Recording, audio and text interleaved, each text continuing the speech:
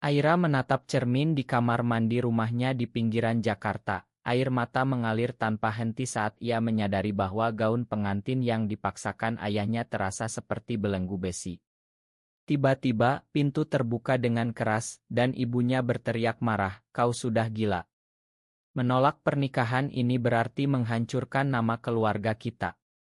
Saat itu, Aira tahu keputusannya untuk mengakui perasaannya pada seorang wanita bernama Lita bukan hanya pemberontakan, tapi bom waktu yang akan meledakkan segalanya. Aira adalah gadis berusia 25 tahun, anak sulung dari keluarga Muslim konservatif di Tanah Abang.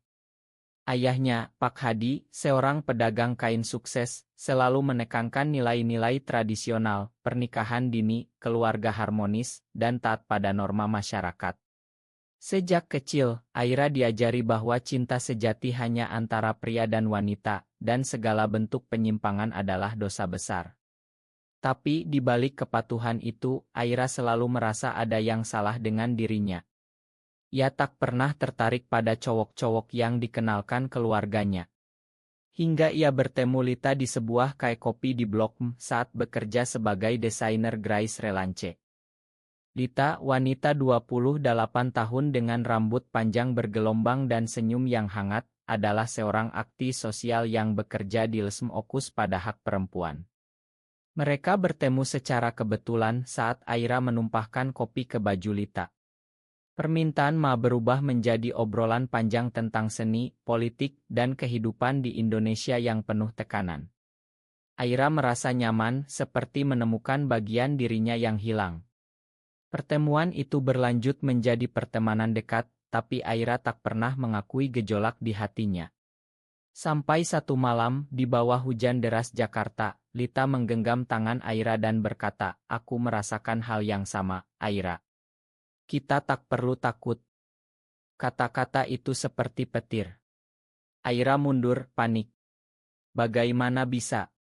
Di negeri ini, di mana undang-undang anti-LGBTQ masih jadi perdebatan sengit dan masyarakat sering kali menolak keberadaan mereka. Aira ingat cerita temannya yang diusir keluarga karena orientasi seksualnya. Tapi perasaan itu tak bisa ditekan. Mereka mulai bertemu diam-diam, berbagi cerita tentang mimpi dan ketakutan. Lita menceritakan masa lalunya, dibesarkan di keluarga broken home di Surabaya. Ia pernah mencoba menikah dengan pria tapi gagal karena tak bisa mencintai. "Aku memilih jujur pada diri sendiri, meski harganya mahal," kata Lita. Sementara itu, di rumah Aira, tekanan semakin kuat. Ayahnya sudah mengatur pernikahan dengan anak teman bisnisnya, seorang pemuda bernama Rian yang dianggap sempurna, kaya, saleh, dan berpendidikan. "Ini untuk masa depanmu, Nak," kata Pak Hadi dengan suara tegas. Aira mencoba menolak halus, tapi ibunya, Bu Siti, malah menangis, "Kau ingin kami malu di depan tetangga. Di masjid orang-orang sudah bicara." Aira merasa terjebak. Setiap malam, ia berdoa memohon petunjuk, tapi hati kecilnya berbisik nama Lita. Suatu hari, Aira memutuskan bertemu Lita di sebuah taman di Menteng. Di sana, di bawah pohon rindang, Lita memeluknya untuk pertama kali. "Kita bisa hadapi ini bersama," bisik Lita. Tapi saat itu, seorang teman keluarga Aira lewat dan melihat mereka. Berita cepat menyebar. Malamnya, Pak Hadi marah besar, memukul meja hingga pecah.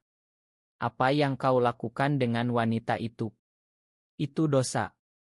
Kau harus putuskan sekarang juga." Aira menangis, tapi tak bisa bohong lagi. "Ayah, aku mencintainya. Ini bukan pilihan, ini diriku."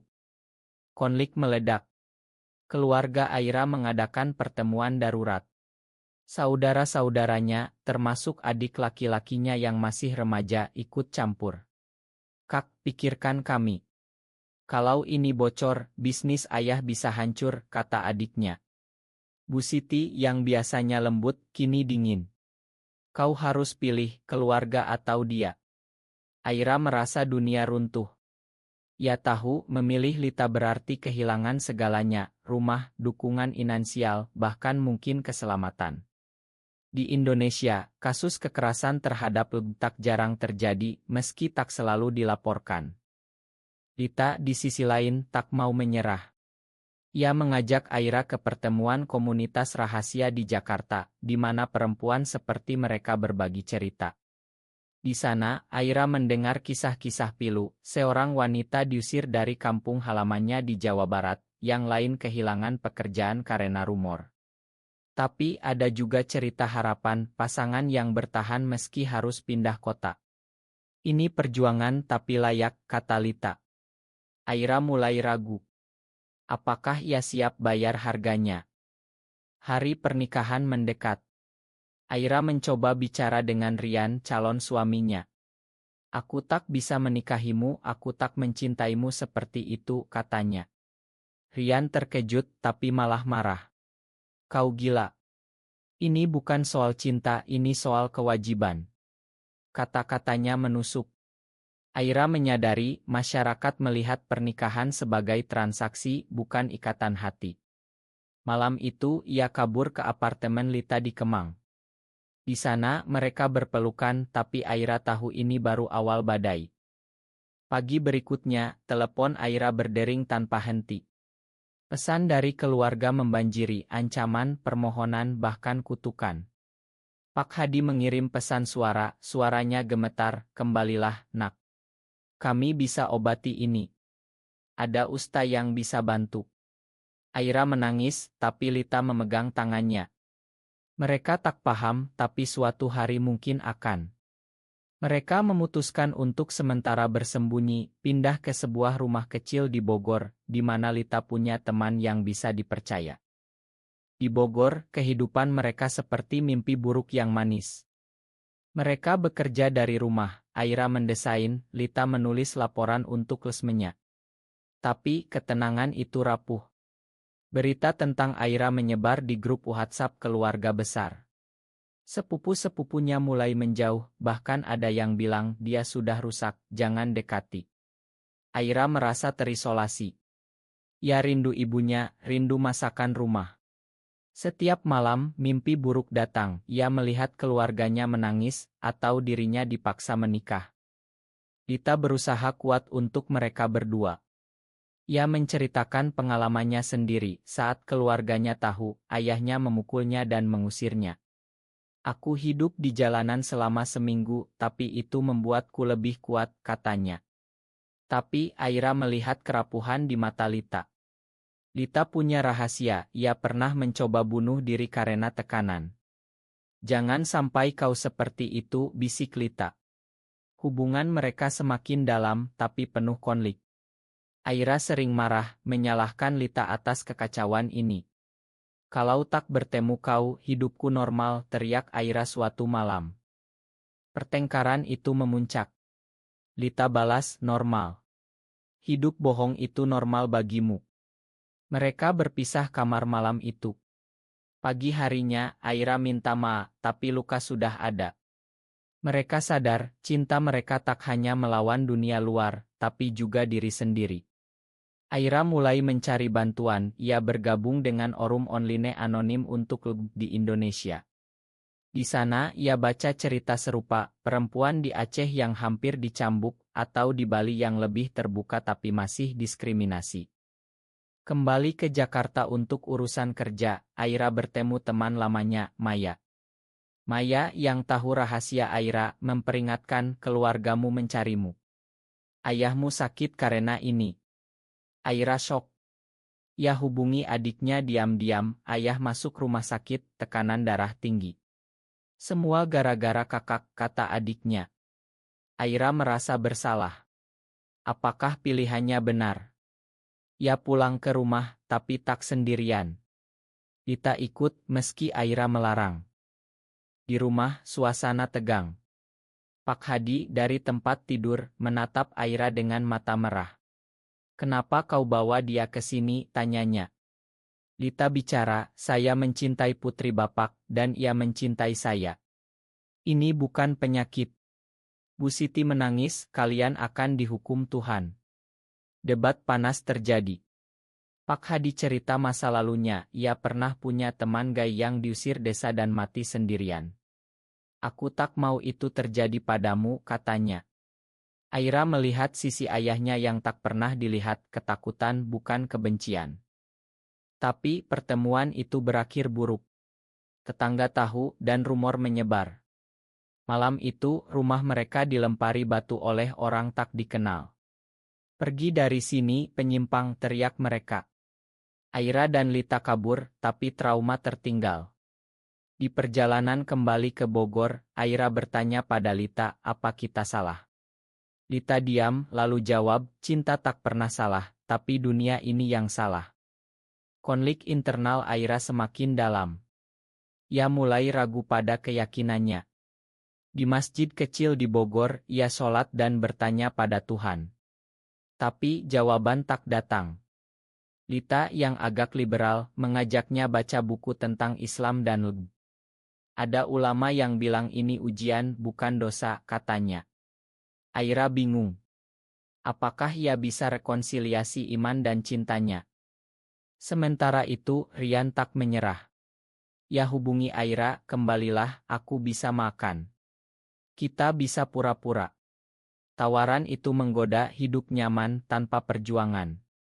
Aira hampir setuju, tapi ingat pelukan Lita. Ia tolak. Tapi keputusan itu punya harga, bisnis keluarga mulai goyah, pelanggan menjauh karena rumor. Badai semakin kencang. Lita mendapat ancaman di media sosial dari akun anonim, kami tahu di mana kalian tinggal. Hati-hati. Mereka pindah lagi, kali ini ke Bandung, kota yang lebih dingin dan anonim. Di sana, mereka coba bangun hidup baru. Aira dapat pekerjaan di agensi desain, Lita terus aktivismenya secara online. Tapi jarak dari keluarga membuat Aira depresi. Ia sering menangis sendirian memandang oto keluarga. Suatu hari, Bu Siti datang ke Bandung diam-diam, mereka bertemu di KAI. Ibu rindu kamu, kata Bu Siti dengan mata berkaca. Aira peluk ibunya, tapi Bu Siti lanjut, tapi ibu tak bisa terima ini. Pulanglah, tinggalkan dia. Aira menolak, ibu, ini diriku. Kenapa tak bisa paham? Debat emosional terjadi. Bu Siti cerita tentang tekanan dari masyarakat, di kampung ia diejek sebagai ibu anak penyimpang. Kau pikir hanya kau yang sakit, tanyanya. Aira sadar, pilihannya menyakiti orang lain. Lita yang tak ikut pertemuan marah saat tahu. Kau hampir goyah lagi, katanya. Pertengkaran besar meledak. Aira bilang, kau tak paham, kau tak punya keluarga lagi. Lita terluka, justru karena itu aku tahu harganya. Mereka pisah sementara. Lita pergi ke temannya di Yogyakarta, meninggalkan Aira sendirian di Bandung. Sendirian, Aira refleksi. Ia ingat pertama kali sadar suka perempuan, Disma, ia naksir guru wanitanya. Tapi ia tekan perasaan itu karena takut. Kini perasaan itu bebas, tapi harganya mahal. Ia hubungi psikolog online yang bilang ini proses penerimaan diri. Tapi jangan abaikan orang sekitar. Aira mulai tulis jurnal, catat konflik batinnya. Di Yogyakarta, Lita bertemu komunitas lebih besar. Di sana, ia dengar cerita sukses, pasangan yang diterima keluarga setelah bertahun-tahun. Ia rindu Aira, tapi ragu. Apakah Aira siap? Lita punya masa lalu, mantan pacar yang meninggalkannya karena tekanan keluarga. Aku tak mau terulang, pikirnya. Aira memutuskan pergi ke Yogyakarta mencari Lita. Di kereta ia dapat pesan dari Pak Hadi, ayah makan tapi kau harus berubah. Aira marah, tapi juga sedih. Sampai di Yogya ia temukan Lita di acara seni. Mereka bicara panjang. Aku tak bisa tanpa kau, kata Aira. Lita peluknya, tapi kita harus kuat bersama. Mereka kembali ke Bandung, tapi masalah baru muncul. Bos Aira tahu tentang orientasinya dari rumor, dan memecatnya. Kami tak mau kontroversi, katanya. Aira kehilangan pekerjaan, keuangan ketat. Lita usul pindah ke luar negeri, tapi Aira tolak. Ini tanah airku, aku tak mau lari. Konflik puncak mendekat. Keluarga Aira adakan intervensi, mereka datang ke Bandung dengan Usta. Di apartemen kecil, debat sengit terjadi. Usta bilang, ini godaan setan, bisa disembuhkan. Lita balas, cinta bukan penyakit. Pak Hadi marah, kau yang rusak anakku. Aira berdiri di tengah, harus pilih. Debat itu berlangsung berjam-jam. Aira merasa seperti di pengadilan. Usta kutip ayat-ayat, Bu Siti menangis, adiknya diam ketakutan. Lita bertahan, tapi Aira lihat ia gemetar. Akhirnya Aira bicara, cukup. Aku pilih Lita. Kalau kalian tak bisa terima, itu pilihan kalian. Pak Hadi shock, kau bukan anakku lagi. Mereka pergi, meninggalkan Aira hancur. Setelah itu, Aira dan Lita lebih dekat, tapi luka dalam. Aira mulai aktif di komunitas, membantu orang lain. Ia tulis artikel anonim tentang pengalaman yang viral di media sosial. Banyak yang dukung, tapi juga benci. Ancaman datang lagi, email dari kelompok radikal. Mereka lapor polisi, tapi respons lambat. Lita sakit karena stres. Di rumah sakit, dokter bilang, ini karena tekanan emosional. Aira merasa bersalah. Saat Lita tidur, Aira berpikir, apakah cinta ini layak? Ia ingat kata ayahnya, tapi juga ingat kebahagiaan dengan Lita. Pemulihan Lita lambat. Mereka bicara tentang masa depan, mungkin adopsi anak suatu hari, meski sulit di Indonesia. Tapi realitas pahit, undang-undang tak lindungi mereka. Aira hubungi Rian lagi, minta maaf. Rian bilang, aku sudah nikah dengan orang lain. Semoga kau bahagia. Itu lega, tapi juga sedih. Keluarga mulai goyah. Adik Aira hubungi diam-diam, aku dukung kakak. Ayah mulai baca tentang harapan muncul. Bu Siti kirim makanan tanpa kata. Tapi Pak Hadi keras kepala. Suatu malam demonstrasi anti di Jakarta pecah. Lita ikut kontra demo, Aira ikut. Di sana mereka lihat kekerasan, polisi bentrok dengan demonstran. Aira terluka ringan, tapi itu bangunkan semangatnya. Kita tak bisa diam, katanya. Mereka putuskan buka hubungan ke publik. Lita posting foto mereka di Instagram dengan caption tentang cinta dan hak. Respons campur, dukungan dari anak muda, hujatan dari konservatif. Bisnis Lita terganggu, tapi mereka dapat donasi dari simpatisan. Konflik terakhir, Pak Hadi datang sendirian. Aku baca buku-buku. Mungkin aku salah, katanya pelan. Aira menangis, peluk ayahnya. Tapi ia tambah, tapi masyarakat tak akan terima. Kau harus hati-hati. Itu langkah kecil, tapi berarti. Perlahan kehidupan stabil. Aira dan Lita pindah ke Bali, di mana masyarakat lebih toleran. Mereka buka usaha kecil, kayak seni untuk komunitas. Keluarga Aira mulai kunjungi, meski tegang. Bu Siti belajar menerima, adiknya jadi sekutu. Pak Hadi masih struggle, tapi tak lagi tolak. Tapi perjuangan tak berakhir. Di Bali, mereka hadapi diskriminasi halus, tetangga gosip, pelanggan menjauh. Lita aktif di advokasi, dorong perubahan hukum. Aira tulis buku tentang pengalamannya, jadi bestseller underground. Suatu hari, Aira dapat undangan dari keluarga, Reni. Ia ragu, tapi pergi dengan Lita. Di sana, konfrontasi akhir terjadi. Sepupu bilang, kalian najis. Pak Hadi bela, ini anakku, hormati. Itu momen odik, keluarga mulai berubah. Cinta Aira dan Lita tumbuh, tapi dengan bekas luka. Mereka tahu, di Indonesia, jalan masih panjang. Tapi, mereka pilih bertahan. Apakah memilih cinta sejati meski melawan norma masyarakat selalu benar, atau kadang egois?